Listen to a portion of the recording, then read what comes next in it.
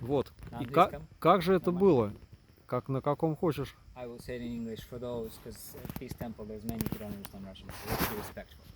So a few days ago, I got here and the teepee was in the most beautiful state I've ever seen it. It was clean, serene, and the first night we had a ceremony there. We had a lighting of the sacred fire, and it was my friend's, my brother, our elder's friend's birthday, Jeff's. So it was Jeff's birthday, and we celebrated it in the most beautiful teepee I've ever been in. And I was like, wow, this is so clean and perfect. The next night, I'm sitting there, and Katya drops. I'm by myself, and then Katya Chai drops in with two friends, and we have an amazing time. That's like Wednesday. Wednesday, Thursday, Thursday. Thursday night. I guess it was the next night. So we have an amazing time and talk, and she's like, "Oh, it's gonna rain. I'm gonna go." So they leave. They know the rain is coming. Few minutes later, it starts to rain. Others two angels walk in and bring me offerings of halwa. And if you guys ever been to Peace Temple, when I'm at Peace Temple, you know how important halwa is. Halwa, yeah. It's a whole tradition. And very rare. So these two angels appear, and we have a beautiful sit, and they like come in as the rain started, and they're like, "Oh, thank God we made it into the teepee before we really got soaked." Great.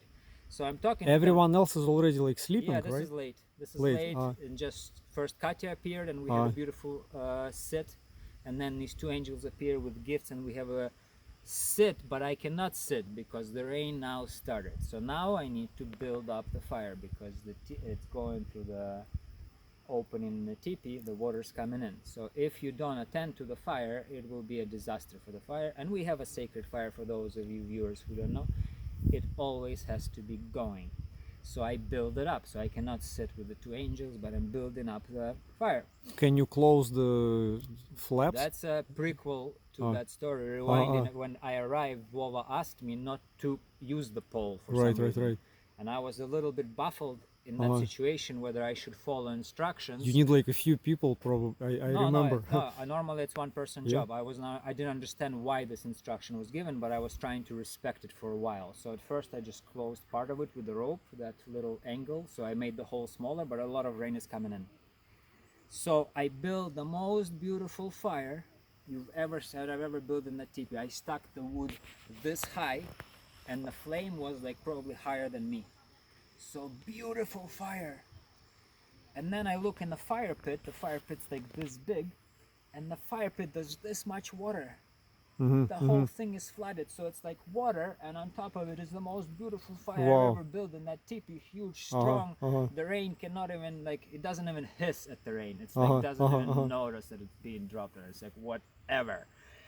It's even in this much water, and it's like whatever. It's not even hissing about it. So I'm like, okay, I need to clean this when these angels leave, though. And these angels leave, and now I'm like, okay, very good fire, it's safe, but I cannot just relax about it. I need to scoop it out. So I grab a big bucket, I grab a small halva bucket, and I'm like, this is like 20 scoops, problem solved. I fill up the big bucket. There's absolutely no change in the level of the water in the fire pit. It's like this much, and I'm like, Jesus Christ. Thank God I brought a shovel, like this small shovel a few days earlier, to clean out the pit when I first arrived. So I grabbed the shovel and I start digging a trench.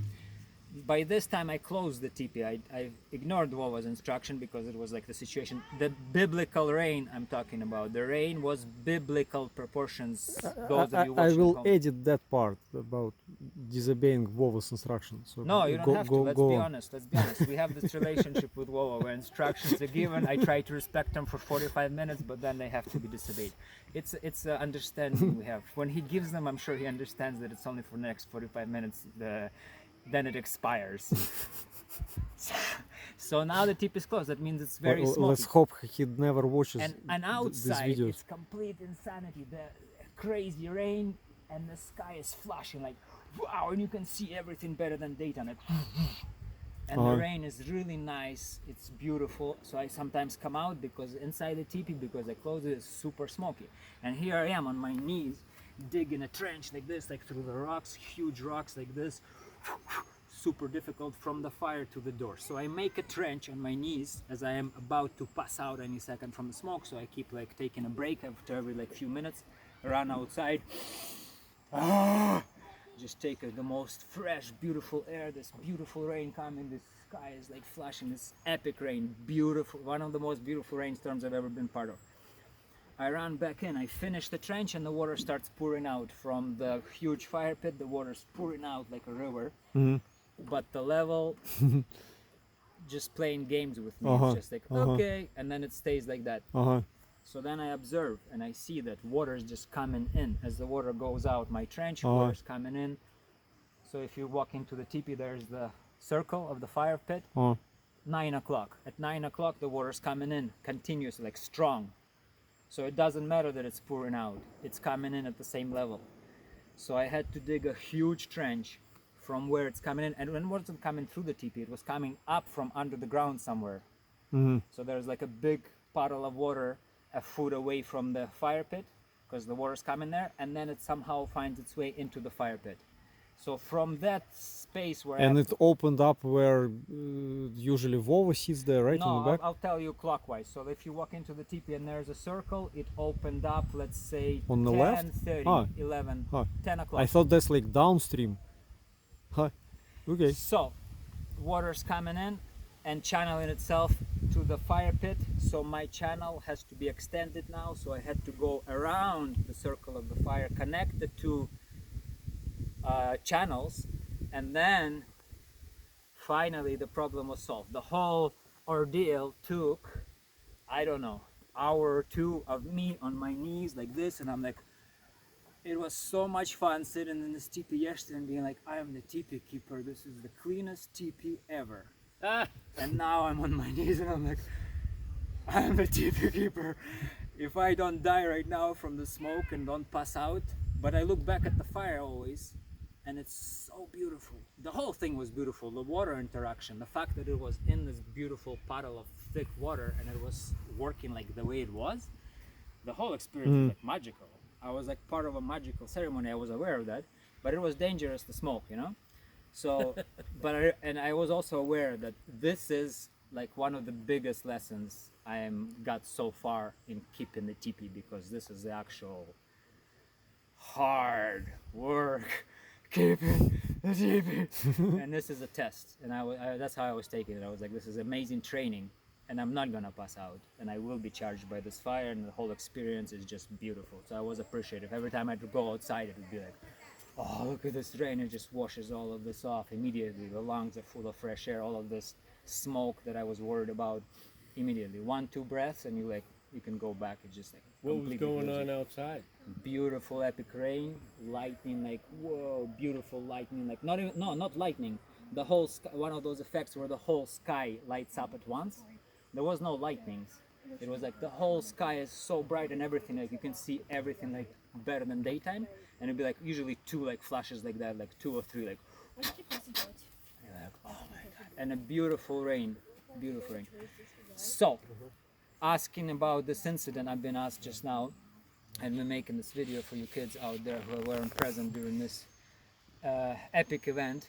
It was a interesting ceremony of elements, fire and water playing together. I was tested and I kept the fire as strong as I ever kept it. It was the most strong fire built in that teepee. It was beautiful, it was gorgeous, and I would say the night went well. However, the side effects was the next day this channel kept running, this channel of water, the water kept coming up from underground and just kept going for another at least 24 hours, I don't know, and then started to speed die out, and now it's finally died out today, and we covered it. Jeff, my brother Jeff right here, who has to be in this, he's part of the story. Howdy.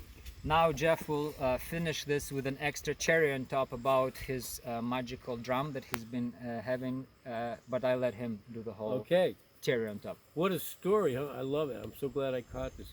So anyway, yeah, my side of this whole, I went to bed that night. I wasn't in the teepee. I was sleeping away underneath the plastic roof listening to the rain. I couldn't believe how much rain. Before I left, I put my sick drum. I have this medicine drum that was made in Taos, New Mexico by Sweet Medicine Drums, and it had been left out in the rain, or I played it in the rain at the Rainbow Gathering on July 4th, the 51st annual in New Hampshire. Anyway, it ruined the drum. It was like it soaked so much water that the head was so thin. I mean, it shrunk. I mean, it expanded so much you couldn't get any sound. And people would tell me, no, you're gonna have to put a new skin. You're gonna put new skin. But I kept trying to dry it out slowly, and it got a little better, but it was still really not very good at all. And I didn't even want to. I almost didn't bring it, but it got in my truck somehow. Anyway, before I went to bed that night, I put it by the fire just to dry it out. This is before we didn't have a giant fire, nothing. Just put it there. I'll leave it here overnight. It'll slowly dry out, and I go to bed. I come back. Everybody's like, "Did you see the teepee? It's flooded out. You had to take a river through it." Nah. I'm like, "No." So I go over there, and there's my drum. So I pick it up, and it was perfect. It was completely healed. Wow. It was like, just like new when I got it from the drum maker in Taos. I got it used, but Wow, that's a very it healed my drum. yeah, beautiful story. Get the stick out. All right, Wow, we can get the real sound. that's nice. So this is the drum This is made it. by Sweet Medicine Drums in Taos, New Mexico. My friend makes them. Nice. So it was Win all like Wozniak. very weak, right? It was just Ah. very dull. Oh Yeah. yeah, all this was It was shriveled like up and it was loose. hanging. It Loose. was loose like this jacket. It would go like Uh-huh. this, This is the heartbeat of the earth. You go 1, 2, 3, 1, 2, 3, 1, 2, 3, 1, 2, 3, 1, 2, 3, 1, 2, 3. I didn't realize cattails can make such nice I didn't either. drums. Never used a drumsticks. cattail before like this. Ca- This is the an magic. educational video in many ways. This is the magic beat, the heartbeat of the earth. But this is so nice that the drum healed, I was, on its and I was own aware of that. from As a it big was fire. happening, I thought maybe I should move it because the fire's so close to it and it's a huge fire. But I was like, no, I'm not gonna move it. It's actually good. And I made the decision for a while. In the very end, like after a few hours of it being so close that the flames, like Yeah. beautiful, but the flames were really magical and they would like, like Yeah, I but would see the I mean, healing. it would be very easy to not notice it, and it would just No, I burn was up. very the set. aware of the drum. Yeah. That it was there. Ah, I was okay. very aware. And then after some hours, I decided it's fine now, and I moved it a bit farther just like, to give it. It's been healed. So Very nice. Well, Needless to say, I was extremely pleasantly surprised. Thank you very much, everybody. God bless you. May the Christ be with you and in you and of you. what's your impression from a rainbow gathering? I heard there wasn't too many people, like No, it was only. small national. It was tiny. It was only, according to the report I got, 2,500 people there. It's like a regional, the size of a It was regional the size gathering. of a regional, and it was a sweet little I'm gathering. like, what happened? What about those like well, it was a couple 15,000 of things. hippies that usually come up? Well, I talked haven't to been somebody. since Vermont. I talked to somebody about why it was such a small national, and the thing was, if you looked at the forecast, it was going to be rainy, rainy. So that was one thing. People were like, I don't know if I want to drive across the country to go be sit in the rainy. And the other thing was, there was these huge wildfires in Quebec, and the smoke from Quebec was really dangerous. It was thick. I mean, people were not even going outside. They were like, we're not going outside. Yeah, we had that here also. In New York City, yeah, it was Yeah. unbelievable. It was like smog out, and people were like wearing masks in New York, not for COVID, but for the smoke Yeah. from Quebec, of these huge fires. And so now we're in northern Vermont, right near the we're in northern New Hampshire and Vermont, right near the Canadian border, right near Quebec. So it was It's there. next to Quebec, you know. I mean, the fire could have spread down. Technically, it could have burned up where we were, but it didn't. But the smoke, it did. I never really got bothered by the smoke, other than that it blocked the sun and it wasn't. Yeah, You it know, wa- I'm like, it's been raining. A couple of days it was freezing Yeah, because of the smoke. Really cold. yeah. I'm like, that's what nuclear winter I might have had looks some like. congestion from it, but I mean, I just drink okay. some slippery Yeah. elm bark tea and take some OSHA root and everything's fine. I was wondering, I'm like, what happened to the rainbow gathering? 2,500 people at the national. That's really very low count. But I got to see some really good friends that I hadn't seen in a while, and that's why I had to go. I knew I had to go, and also celebrate the silent meditation from sunrise to noon on the 4th of July. Very powerful. People sit there and meditate and don't talk. And, Anymore. and then after that, you can talk, dear. She wants to be in the movie.